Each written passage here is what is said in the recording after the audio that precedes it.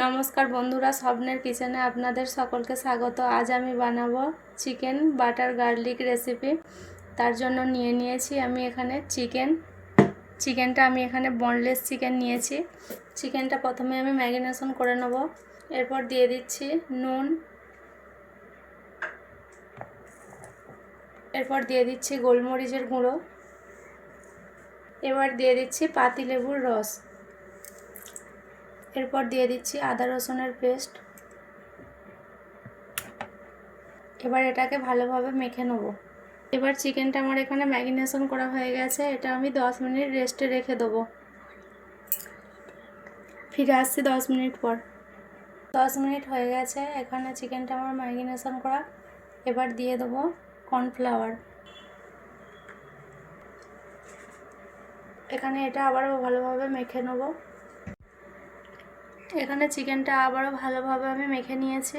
রান্নাটা করার জন্য আমি এখানে নিয়ে নিয়েছি একটা কড়াইটা গরম হয়ে গেছে। এবার দিয়ে দেবো কিছুটা রিফাইন তেল।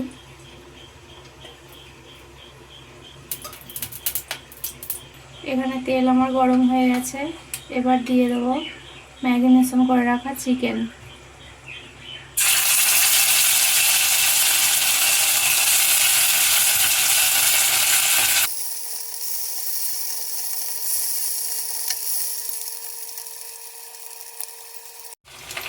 গ্যাসের ফ্লেম মিডিয়ামে রেখে চিকেনগুলো এখানে ভেজে নেব। এখানে আমার চিকেনটা এক পিঠে ভাজা হয়ে গেছে। এবার এটা উল্টে নেব।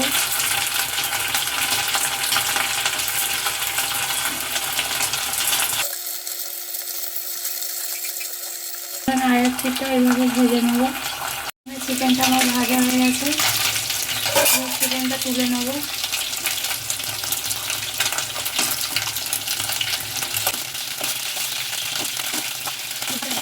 তুলে নিয়েছি। এবার একই কড়াতে দিয়ে দেবো কিছুটা বাটার।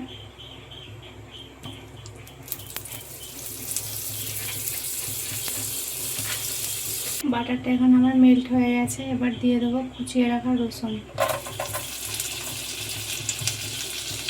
রসুনটাকে ভালোভাবে ভেজে নেবো, খুব বেশি ভাজবো না।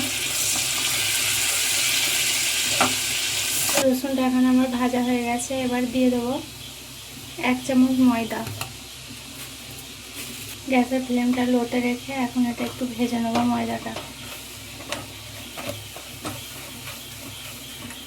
এখানে ময়দাটা আমার ভাজা হয়ে গেছে। এবার দিয়ে দেবো কিছুটা জল। আপনারা এখানে চাইলে চিকেন সেদ্ধ করে রেখে তার জলটাও দিতে পারেন।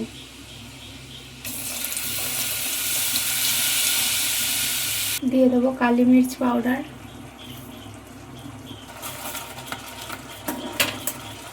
এবার দিয়ে দেবো ভেজে রাখা চিকেনটা।